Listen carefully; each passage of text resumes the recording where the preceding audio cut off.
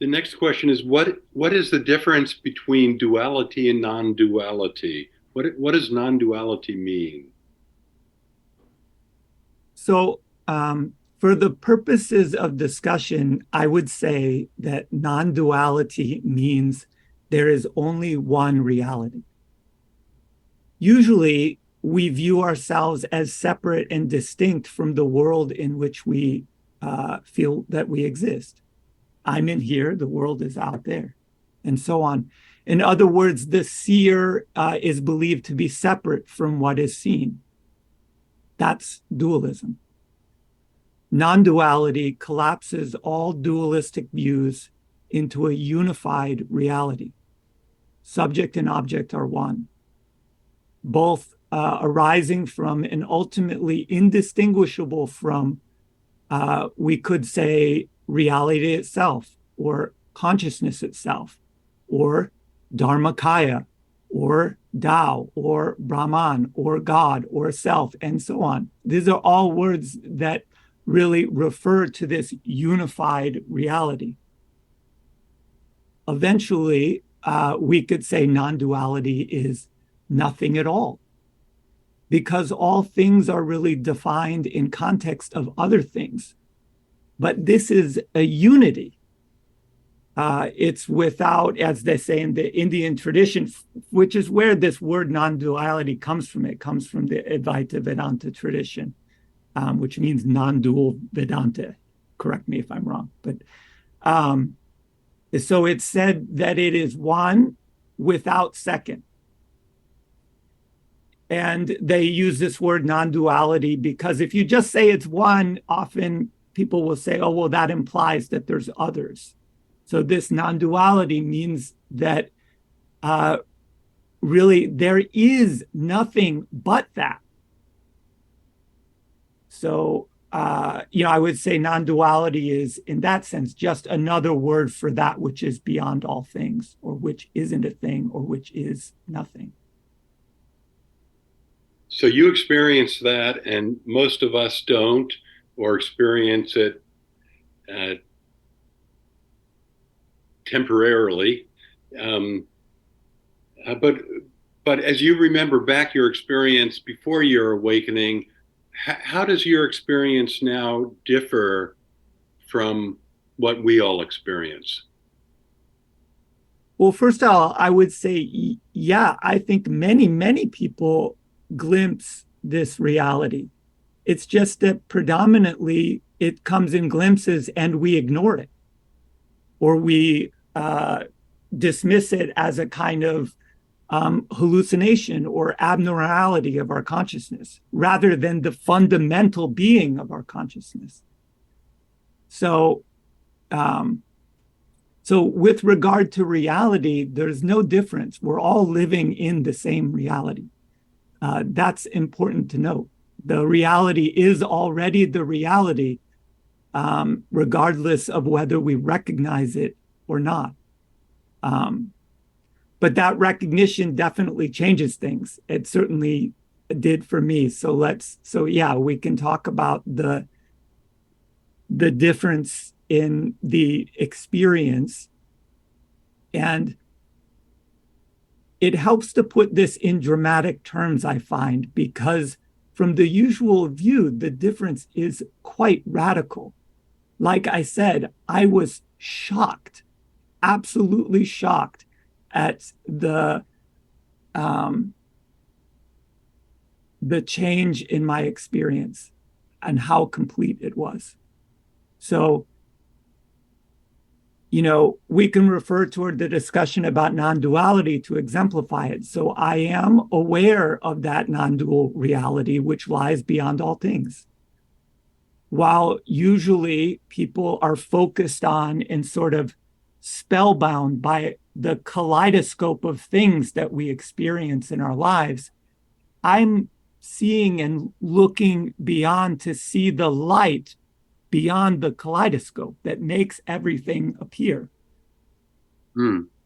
While people experience a multitude of things as a mind and body going through life between birth and death, I am experiencing what I would call a fundamental unity which was not born and does not die.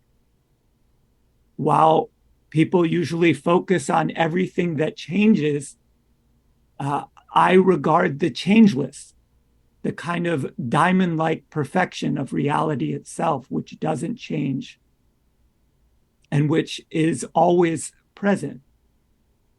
Um, so that's how I would put it. Like I said, uh, in my mind, it's helpful to make this stark contrast. Yeah. On our last walk, Matthew, I think Kristen asked you, do you ever have a bad day? And you said, oh, yeah, yeah. And then you paused and said, well, no, I don't. Um, and you also shared that, you know, when you, before you awakened, you had emotional distress, and that all dissipated immediately. And you described your state as always bliss. I'm wondering if you could just talk a little bit more about those in terms of your experience. Yeah. So the always bliss that I'm referring to is the same as that non-dual reality beyond everything. It is reality itself has a blissful nature. So I'm not talking about kind of relative bliss, like I'm always blissed out or always cheerful and happy. I can be annoyed like anyone else and even angry and stern or whatever's necessary to the situation. But I'm always aware of this backdrop of my being, which is one and the same with what I would describe as a kind of all-encompassing bliss. In the Indian tradition, they call this ultimate reality or refer to it as Sat Chitananda, which has three qualities. It is being, consciousness, and bliss. And I would say that's pretty accurate. Thank you. So can we've everyone on here probably has some sort of practice.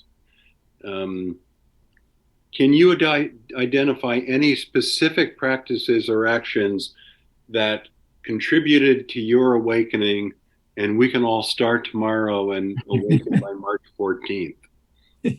You probably don't want to do all the things that I did, but my path was kind of circuitous. I did a lot of faffing about and I would say there's many practices that contributed.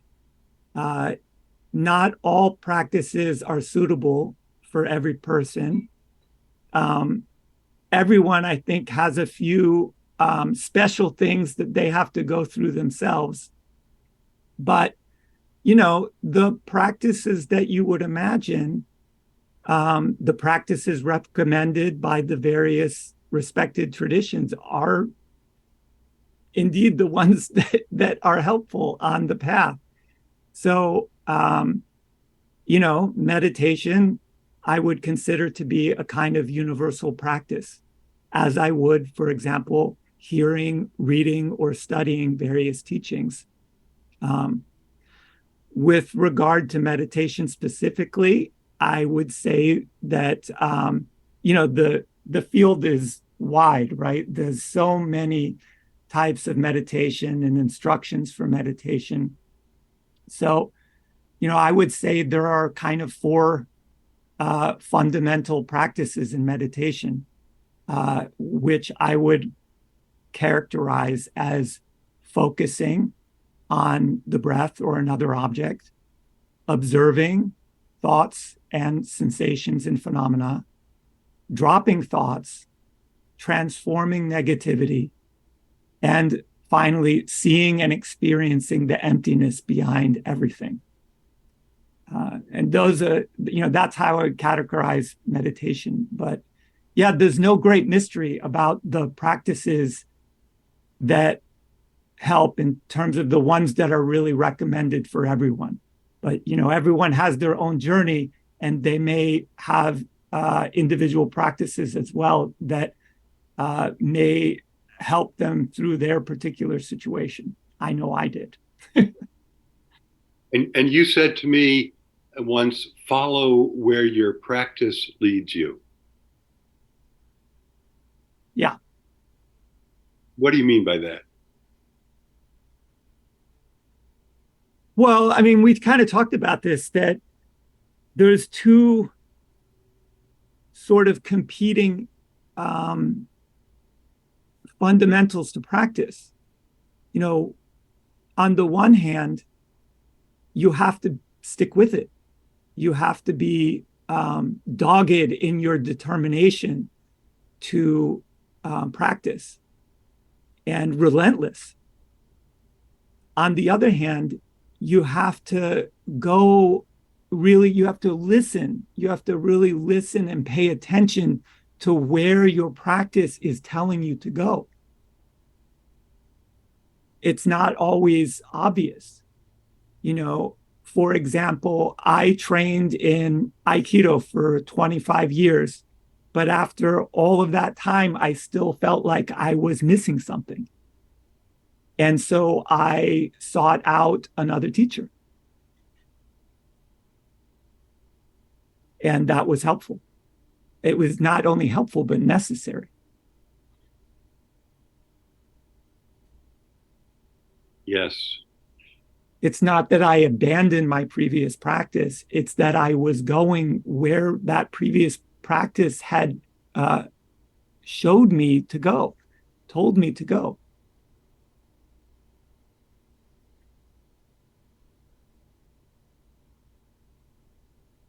Okay. So I got three questions that I've struggled with and out of your book, first book, and that I keep coming back to in my meditation.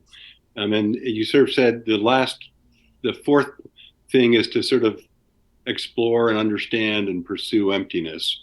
Um, so we are not our thoughts. We are not our sensations, our actions.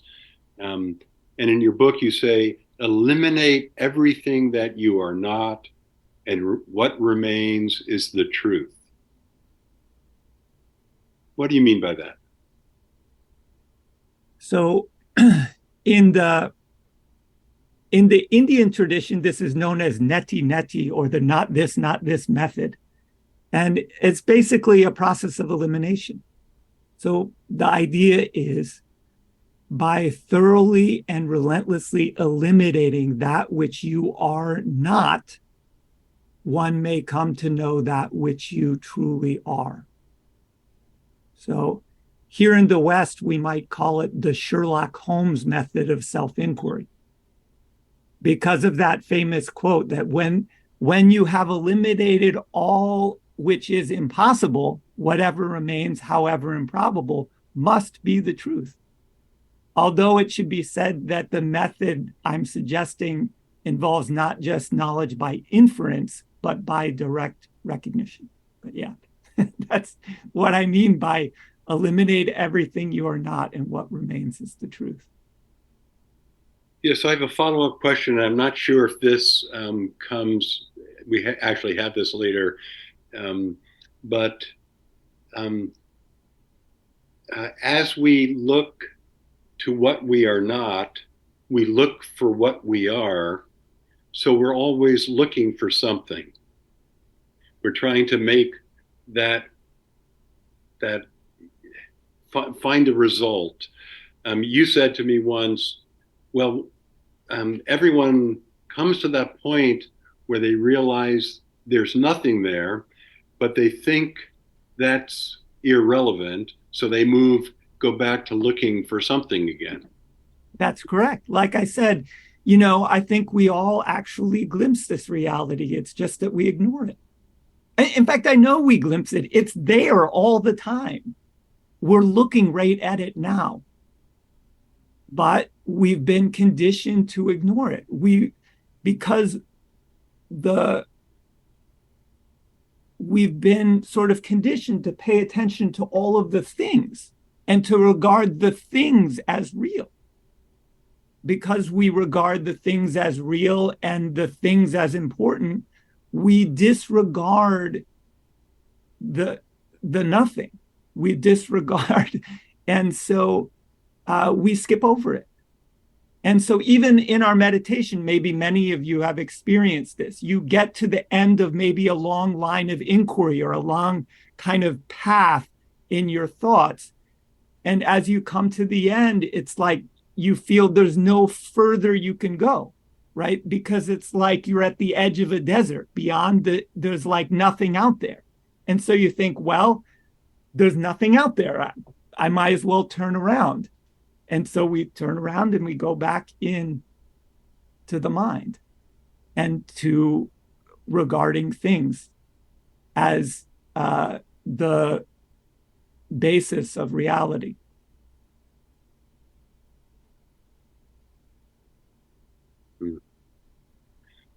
So, going to get a little more information on something you said earlier.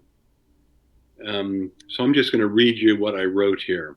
All phenomena and experiences are always changing. They're impermanent. And you speak to that in your book. You say, seek that which is unchanging.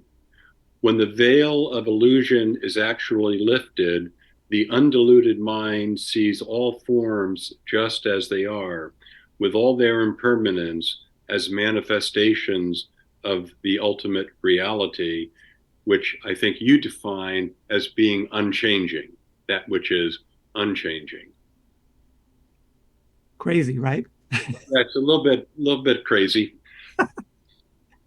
So, yeah, I mean, to seek the unchanging is to seek what is fundamentally real. So, anything that changes, that comes and goes, or is passes away into nothing, thoughts, our lives, mountains, planets, stars, they all come and go. So, in a certain sense, and you see this a lot in the spiritual literature, in that sense, they are not real. They are not fundamental to reality because they can appear and later on they can disappear. They don't have to be there. But reality has to be there in order for anything to appear. So, what is that? You know, and why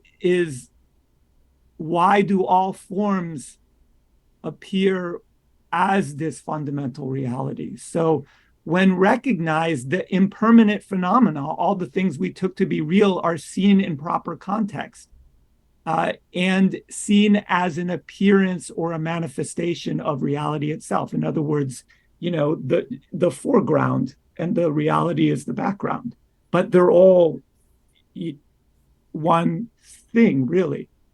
You know, in Zen, they have the saying, form is emptiness, emptiness is form. That's what I'm saying.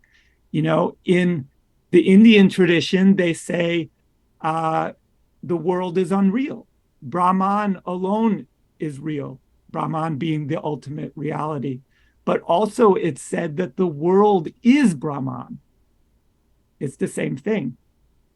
In the Christian tradition, Jesus said, I and the Father are one. It's all the same teaching.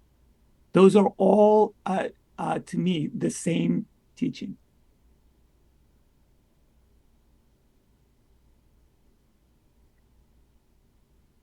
Okay, we've got a lot of practitioners on this uh, Zoom meeting.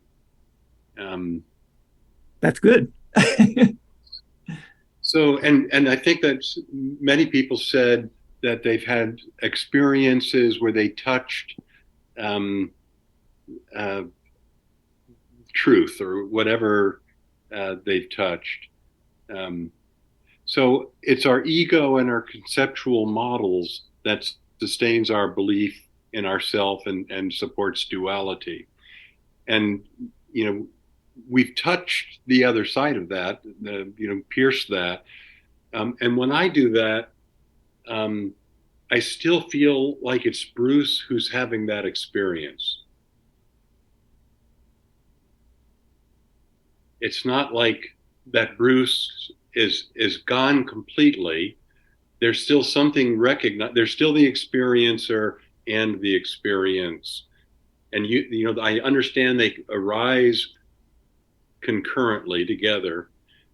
How do we stop from returning to that ego identity? How do we? How do I stop Bruce or silence Bruce?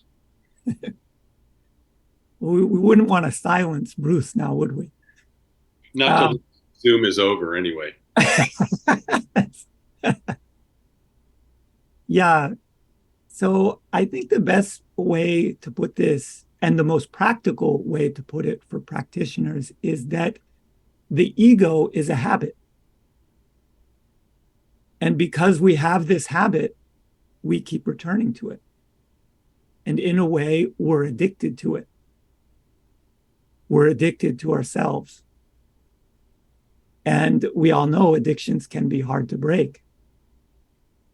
So even when we have glimpses of this unity, which that happened to me too, I had many experiences which I can say now were real glimpses into uh, what I'm experiencing now. But my normal life always returned.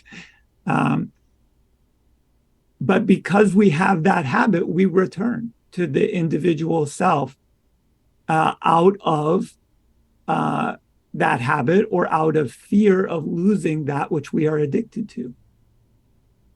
So in my case, you know, I I think maybe one contributing factor was I was well and truly sick of myself. I was tired of dealing with myself. And so I was ready to let go of it. So, you know, try to get the feeling of being ready to let go, of there not being any real satisfaction in the ego. I mean, once you've go around the treadmill of your life a few times, you kind of see its trajectory. It's time for something new or something old, as the case may be.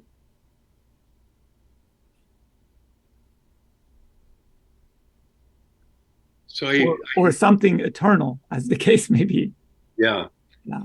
I described to you once, we never talked about it, that in a recent meditation, um, I had the ego diminishment, and then it felt like I was like before me was this vast, comfortable space, and um, I had like this very brief feeling of sort of moving towards it, and then something caught me and just stopped, which it's many people describe that being drawn back into their ego or their fear or whatever it is. Um, how do we how in that moment could we overcome that? Keep going to that place and try to become more and more comfortable being there. Stay just a little longer.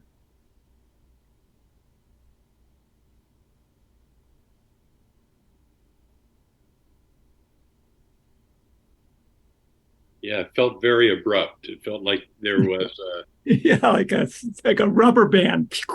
exactly, or the door shut right in my face. Right, right. So Yeah. we're getting close to the ends of my questions. I'm going to do the um,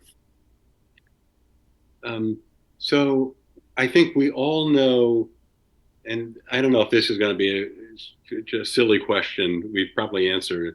There's no way to think my way to reality, study my way to clarity, practice my way to enlightenment. I, you know, all of these are supports, but they don't get us across the threshold. Um, is there anything? How do we awaken? And you describe it as sort of, you know, your process of, of gradualness for a while, but then that it's very sudden. And I think you said awakening is never really gradual. It just happens right now. Yeah, yeah, in yeah, I would say ultimately it can only happen suddenly now because the time is part of the whole illusion that gets broken. So in that sense, it has to be instantaneous. Now, there may be a long gradual process leading to that moment that involves, like you said, scrutiny, discernment, understanding, and experiences. It's a way of setting the stage. But all of those things can't by themselves uh, lead us into recognition. And um, because we run into this conundrum, they involve dualistic thinking themselves. You know, when we think, we imagine there is a thinker. When we understand, we imagine there is someone who is understanding. And when we experience, we imagine there is an experiencer. That's the dam that I was talking about, that where all those experiences and thoughts and things sort of stick to and pile up. That's the self. That's the ego self. So, ultimately, there's a bit of mystery to letting go, but that's what I would say is necessary. There's a kind of letting go aspect that has to also come into play. In addition to scrutiny, discernment, understanding, and experience, there also has to be this letting go aspect. That's the perfect lead into the next question, Matthew. Um, and my final question, and this one came out of my teacher Rinpoche's last um, uh, retreat or whatever it was, where he talked about deep teaching on sort of Buddhist approaches. And what I wrote down was, I understand that things are impermanent,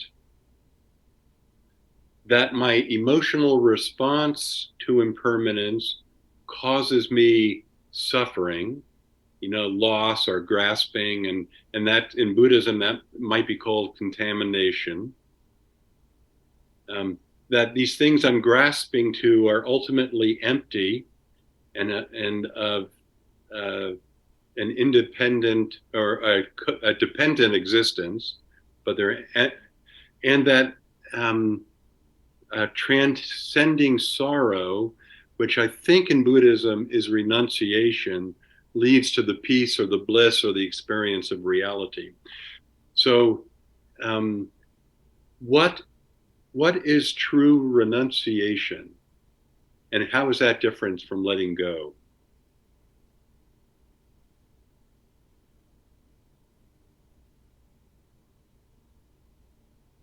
In some ways, it's not any different.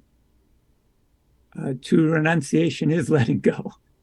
Uh, it's not it's not rejecting reality, but it's rejecting all the ideas, concepts, beliefs that we've sort of fabricated or built up or been given regarding our experience, including the ideas of life, death, and the world itself. Uh, True renunciation is like turning away from speculation, from non-truth. From, and when I say non-truth, anything that's not known with absolute certainty is non-truth. It is, and I would say true renunciation is, in the end, just profound surrender, Mm. because the truth itself is already present and all encompassing. So, whether, uh, and that's what I would say is ultimately where there's a bit of mystery. How does this profound surrender come about? How does this letting go come about? We can't do it because we are part of what we are letting go of.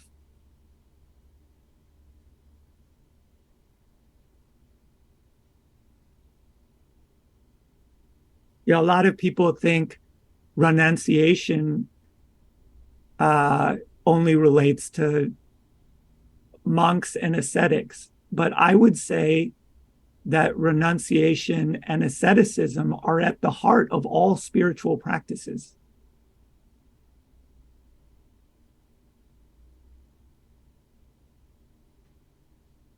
Can you say more on that? How much time do you have? Well, wait, take Yeah, a I few mean, minutes. consider meditation, for example. Even meditation is a kind of ascetic practice. You are denying the self by denying your self activity. Just sit there. It's a kind of ascetic practice. It is, of course, not the extreme asceticism that we all think of when we think of asceticism, starving oneself or sleeping in the woods without clothes, or uh, going for days without sleep and so on. It's a kind of, middle way that the asceticism that the Buddha taught, but it's still asceticism nonetheless.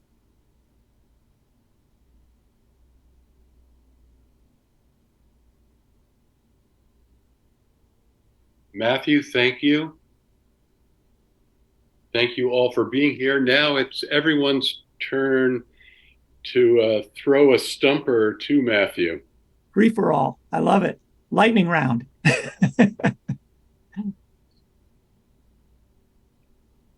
Who wants to go for Larry? Go for it. Oh, wait, I got to activate him here. Let's see. Thank you. Can you hear me? Yeah. So I have a question about emptiness. Um, so the emptiness you might have experienced before you woke, and the emptiness you might have experienced after you woke. Can you talk about the differences and similarities around that concept? Yeah. Yeah. Uh, so regarding the emptiness that I experienced uh, before I woke up, probably the most dramatic example was when I was around the age of 16. And I had taken up meditation after finding a book about yoga meditation in my parents' library. And having had some weird experiences already, I kind of dove into it. And I started with some candle gazing exercises and focusing exercises, but very quickly moved along to attempting to stop all of my thoughts.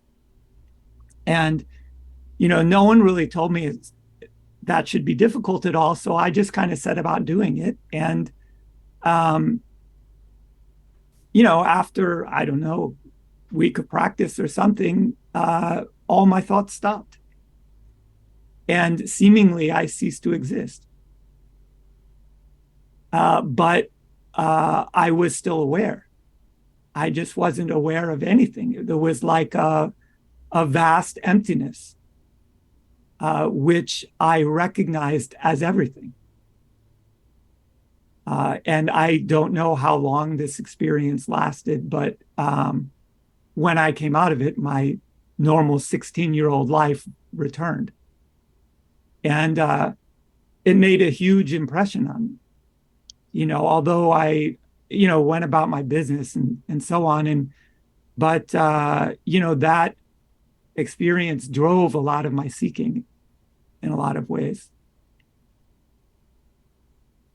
Uh, the ex- the emptiness that I experience now is not, well, it is in meditation. It's also out of meditation. It's all it's I am aware of it in all states. So, a good example, uh, if one hasn't had this experience in meditation, is deep sleep.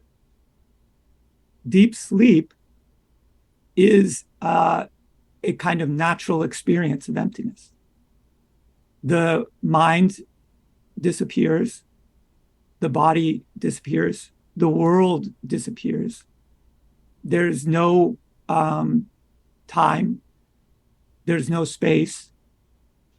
And in fact, for this very reason, most people disregard it as an actual experience. And so I know I told Bruce one day that my experience now is like being in deep sleep all the time, even when I'm awake.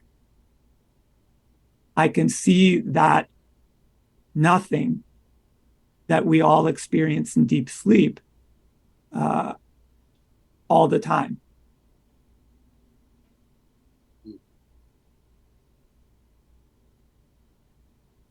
That's why, in the spiritual literature and so on, when people wake up, it's in some ways shocking and startling, but also familiar.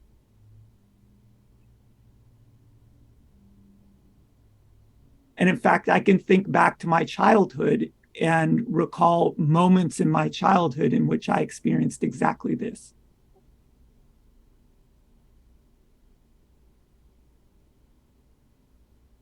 And I've talked to other people who maybe haven't woken up now, who say the same thing. They tell me a story about something that happened to them as a child. And uh, to me, it sounds exactly like a glimpse into awakening.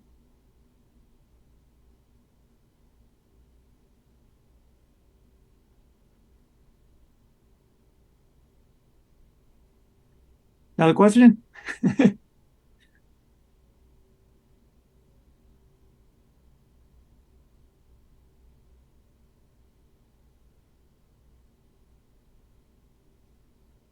Somebody must have a question out there. Well, this is David Strain. So, Matthew, I've had a near death experience, and I'll just go through it briefly. I drowned in a big public swimming pool, and some kids were jumping with the basketball, and I ended up swallowing water. And at some point, I was able to, outside of myself, not being myself, I saw my body at the bottom of the pool on my back, and I was totally disconnected from it. And it was like, it was 360-degree kind of awareness. And then I heard this scream, and I thought, well, maybe my mother does love me. And then, I ended up getting saved. But I had that split moment of, but there were no emotions. It was, it wasn't like I was excited or sad or anything. It was just very, very neutral and very empty. So after I've been listening to the book,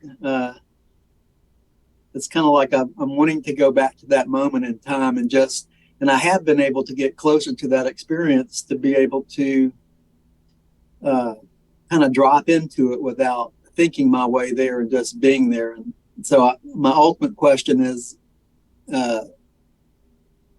this a good avenue for me? I think you mentioned that earlier, just kind of be with whatever that is and that emptiness, and it will expand potentially. Yeah, uh, we have to investigate. It seems to be an experience that's drawing you toward investigating it. Investigate. I also had not a near-death experience, but I had a lot of out-of-body experiences. And in fact, one when I was 14, which was kind of spontaneous, uh, and then later in my life, I was able to kind of self-induce it. Um, but you have to investigate what's going on. What I would say is so many of the experiences that we have, like an out-of-body experience, a near-death experience, in some way, what they're doing is they're pointing. They're nudging you to look deeper into your experience and into reality. Things are not how they appear to be, or there's more to what's going on than you understand. That's what these experiences are telling us, that we have to look into it. Thank you very much.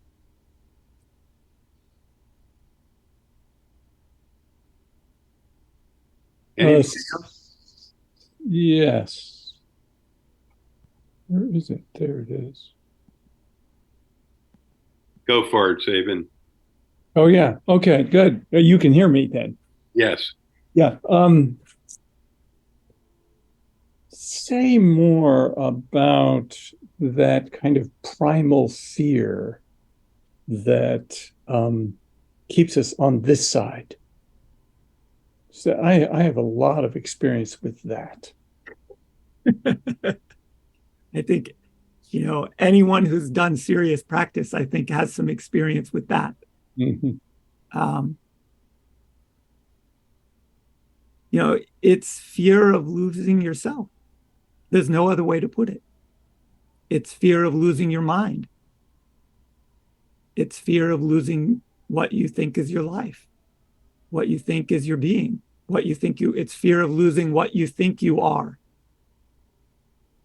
It's everything to us. Everything that we experience through this idea of ourself.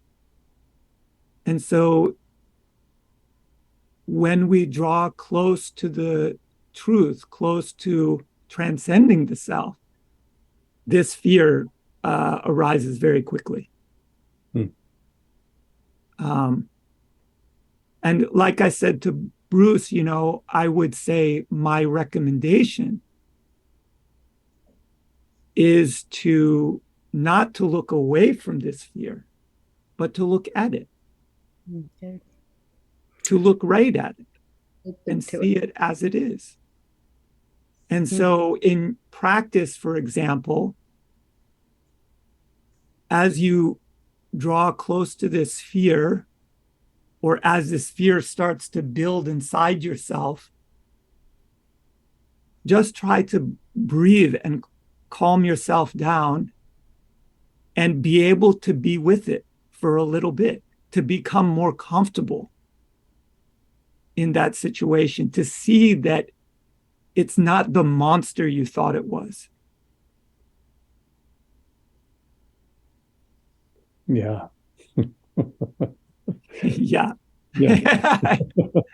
I can see you had some experience with monsters. Oh, I had actually, I've had two near-death experiences, but also a recurring dream when I was a kid of being thrown suddenly into space. Wonderful. And floating out away from Earth and watching the Earth get smaller and smaller and smaller. So, yes, I will, Matthew, I will try to do that more. Thank you. Carolyn. Okay. Matthew, what have you know, or what have you had much experience with mind-to-mind transmission? My experience is that there is no mind. Ah, the mind itself is an illusion. All right. And separate minds are also illusory. So of what use is mind-to-mind transmission? Another way that you could put it is we're experiencing mind-to-mind transmission right now. Right. We're doing it right now. That's what's happening now. Yeah, I think that I prefer that one because you're speaking, I'm speaking, and I think all of us want to have the experiences you're describing. And we're hoping that by coming closer to someone who's had them, we'll get the gist of it, sort of. I mean, that sometimes happens when you're with, I play better tennis when I play with people who play better. Absolutely, that happens. It's a kind of, yeah. I mean, the spiritual literature is clear about this, that spending time with, saints and awakened people is helpful. It's a kind of, and yeah, like you said, we all know this from experience too.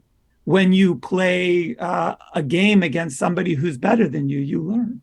Yeah. When you're around someone who is frightened, you also become frightened. When you're around somebody who isn't frightened, who is calm, you also are calmed and have less fear. Yeah, so I think it's helpful hearing your voice, hearing you enjoy your state of being. So thank you. My pleasure. Thank you for the question. Why would anyone want to awaken, Matthew?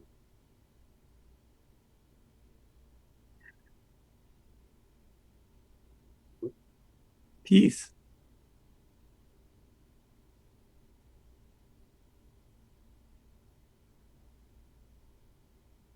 That's the most powerful answer I can give. True peace. Real happiness. Not the happiness of the roller coaster happiness, but underlying happiness, underlying peace. And fundamental kind of fearlessness.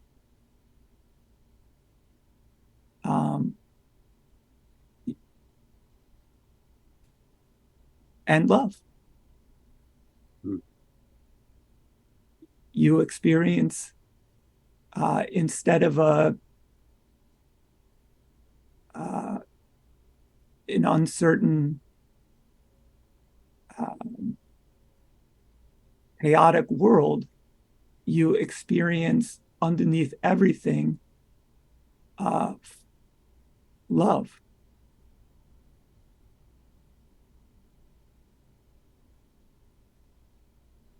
So who wouldn't want that? I think we all do. Well, the good news, Bruce, and everyone, is that it's already yours. Like I said at the beginning, the reality is already the reality. We just need to recognize it. But that peace is already there for everyone. It's not something that you need to acquire. You just need to remove the layers of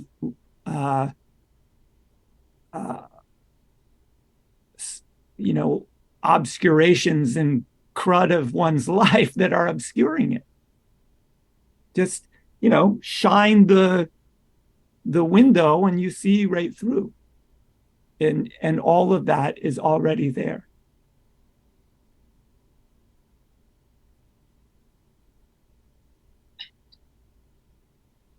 But yeah, I mean, the tricky thing is, like I said, and as several people now have pointed out, when we first encounter it, it doesn't look so great. It looks terrifying. because it's not what we think is us.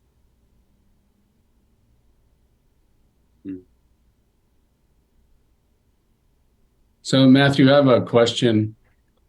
When you looked up at the trees and you experienced reality had shifted, would you say that was sort of an invitation somehow by the universe? Or why would that particular moment, sort of be when it happened completely unexpected, sort of in an unexpected place? I'm just curious, would you phrase it that the universe felt it was your turn to get to look at this?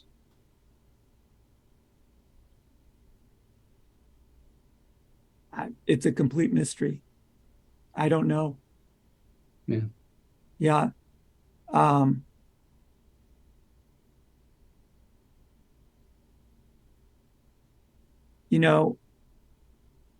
I could say,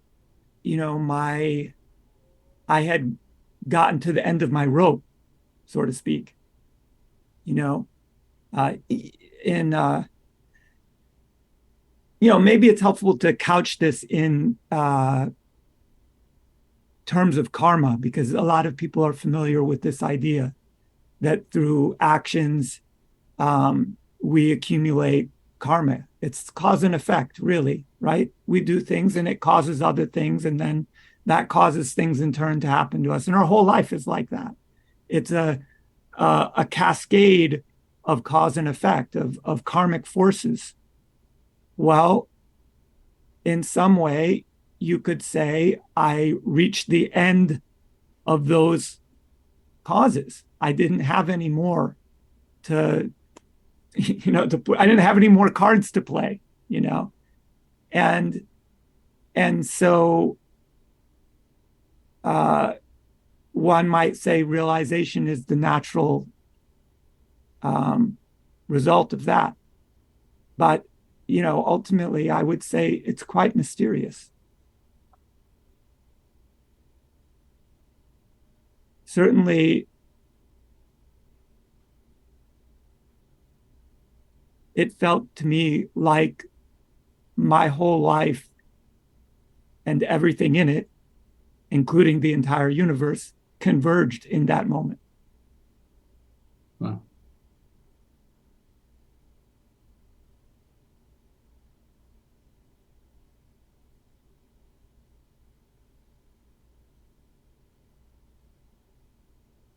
Matthew, I'm Tim. I'm wondering if you could say a little bit about whether there was a shift in your sense of responsibility in the corporal world to your biological family, your loved ones, the environment around you that now was seen as one.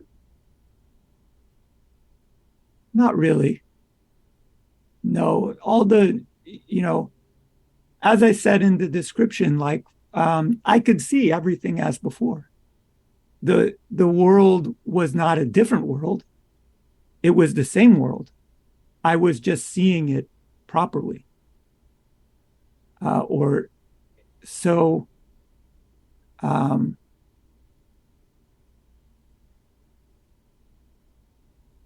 I still uphold my obligations to my parents and my loved ones. And I guess, what I would say is not just with regards to my family, but all other people, what you see is that we're all in the same boat. We're all on the same journey. We're all going through the same things. We all have very similar fears. Underneath the same fears. And we all feel the same pain and have the same suffering. And so in that regard, I could see my family members and anyone really in a completely different light. And so it's a lot easier to deal with things when you have this perspective, when you can see the, for lack of a better term, the larger picture. You know, my parents are going through some health problems, and some other members of my family are going through some health problems, and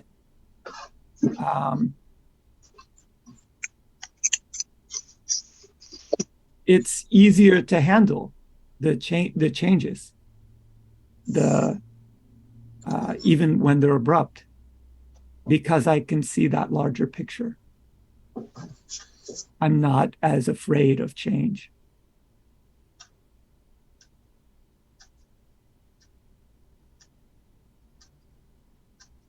So I'd like to make a comment and then a question. Maybe the question says, I appreciate what you said earlier. You know, some time ago, I stopped looking for happiness, and I really just started really looking for peace of mind. And that had to do with spiritual practice, but also just trying to do the right thing in life. And if I mess up, clean it up and that kind of thing. And out of that, just so much more joy and happiness entered my life naturally. And on that platform, also just more love. So it was that sequence. So I appreciate what you said about peace. Here's my question. So much human behavior, conscious and unconscious, is organized around fear of death. And for you, I'm curious. I'm not sure it's a fair question or not, but I'm going to ask it. What are your all questions are fair. Okay, all right. What are your reference points around your death? What do you think will happen? And then also, if you can comment on your reference points around reincarnation, if you can speak to that as well, that concept. What do you think is going to happen when your body ceases to work, when it ceases to function? There's so many different ways to answer a question like this. Mm-hmm. Yeah, where to begin? You know, that's why I said I wasn't sure it was a fair question. No. It's absolutely a fair question. This is why I love a good question. You know, this is why. I mean, this is why this is helpful. If I were just telling you things that you already had an idea of, it wouldn't be very helpful. But it's a big topic, death, and one can understand it on many different levels, depending on what people are prepared to understand or prepared to let go of. So, you know, ultimately, as I said in the beginning, I am aware of that which hasn't born and does not die. So when you understand that that is what you really are, then the physical death of the body and the mind is inconsequential. You are eternal.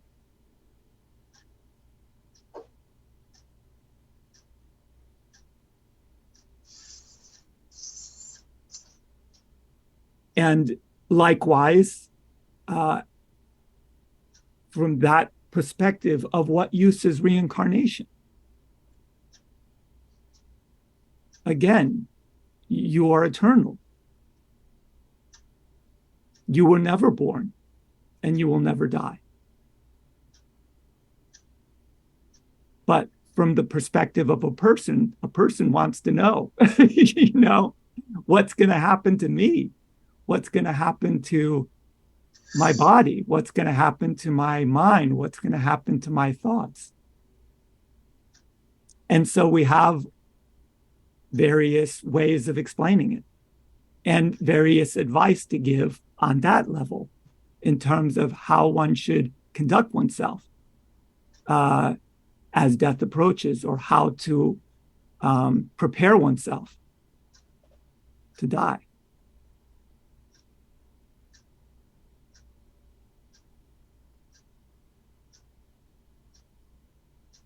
You know, as I said about deep sleep, for example, consider that. Consider that every night when you go to sleep, your body and mind disappear. They're gone. And yet, when you wake up, you say, I slept so well. It was so peaceful. It was so restful.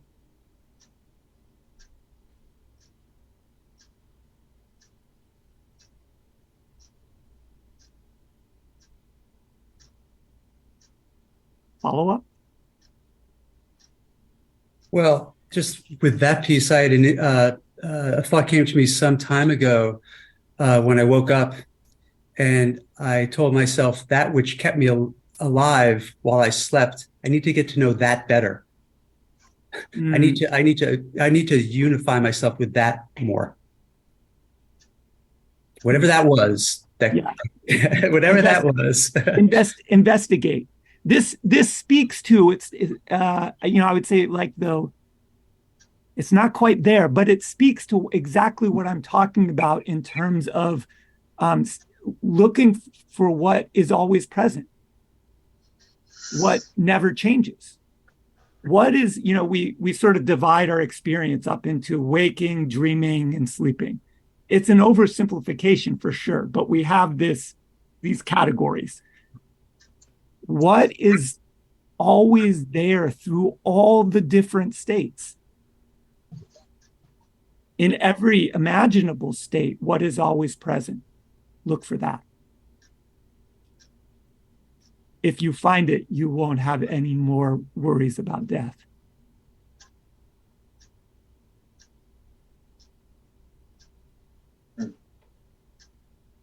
Thank you. Okay, folks, it's 6:30.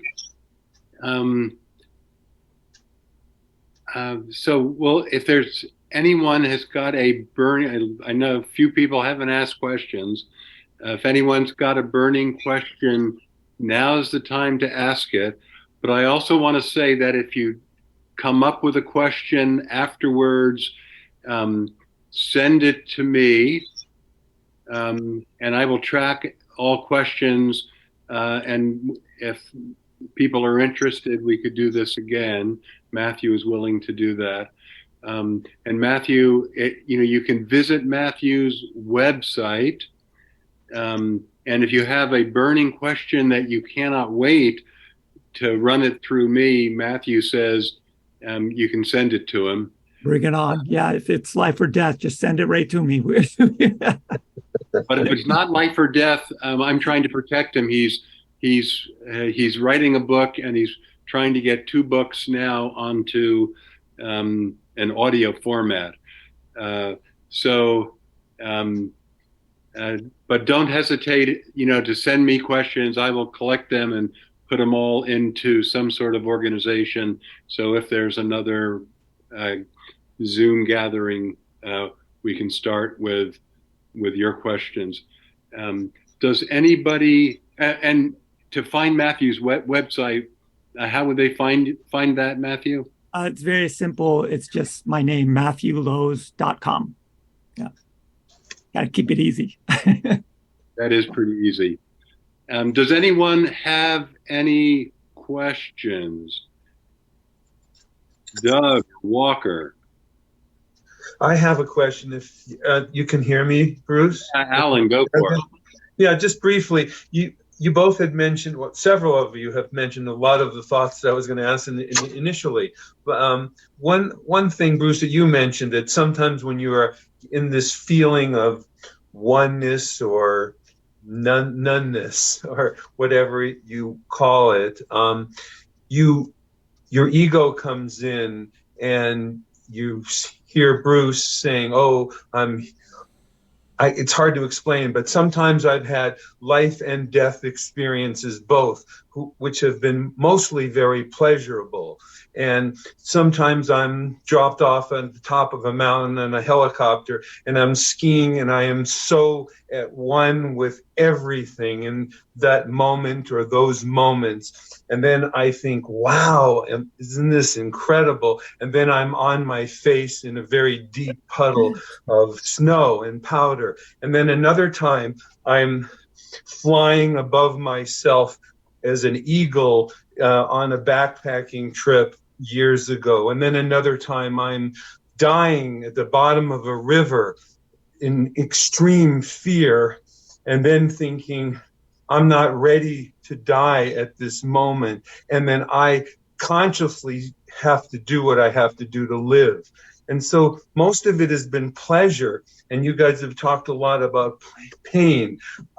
I have experienced a lot of joy and bliss in my life. And I felt like I've been in a lot of moments with bliss and joy and not in fear. Of course, I'm afraid of a lot of things like everyone, but a lot of the consciousness or the oneness has been in around pleasure. Can you speak to that a little bit? Yeah, of course. Um, yeah, I mean the issue is really the same. Um, when we experience, uh, like you said, you may experience a transcendent pleasure, but then the moment is broken by a thought. The thought is a thought of yourself. Yes. The experiencer of this wonderful bliss. That thought of the self experiencing this bliss breaks the experience, right? Like you said, then you end up with a face full of powder in the snow. Yeah. So the relative bliss, the bliss that we experience, or the happiness moments that we experience in life on the roller coaster of life, the peaks of the waves, of the emotional waves, they do carry with them a kind of reflection of this deeper bliss. But as soon as we try to possess it, as soon as we say it's mine or it's my experience, well, it's no longer yours. Mm-hmm. So again, it's a matter of letting go of yourself, of letting go of the experiencer.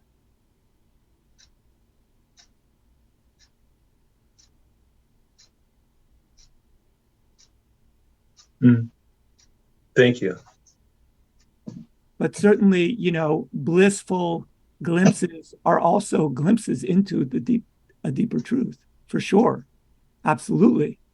Beatific visions, blissful experiences, encounters with angels, or all these things are possible experiences people have. They point toward a deeper truth.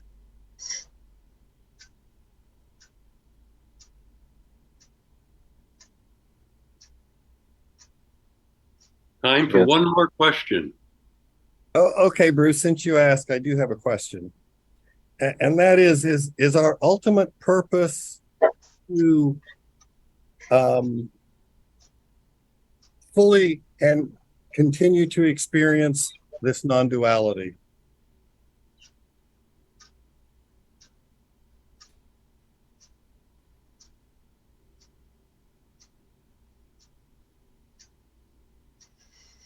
This is like the death question. It's a deep one.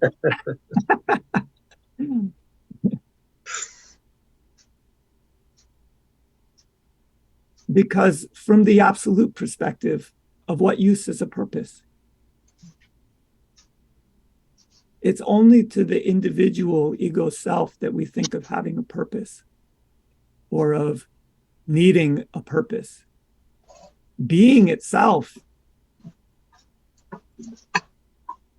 it doesn't need a purpose. It just is. So in our relative existence, in our lives,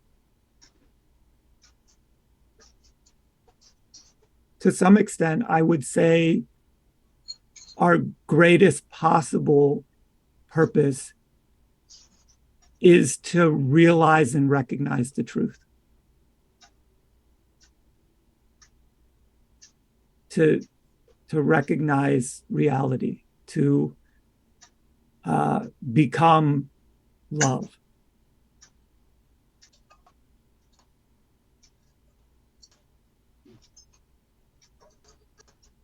But it's a big question.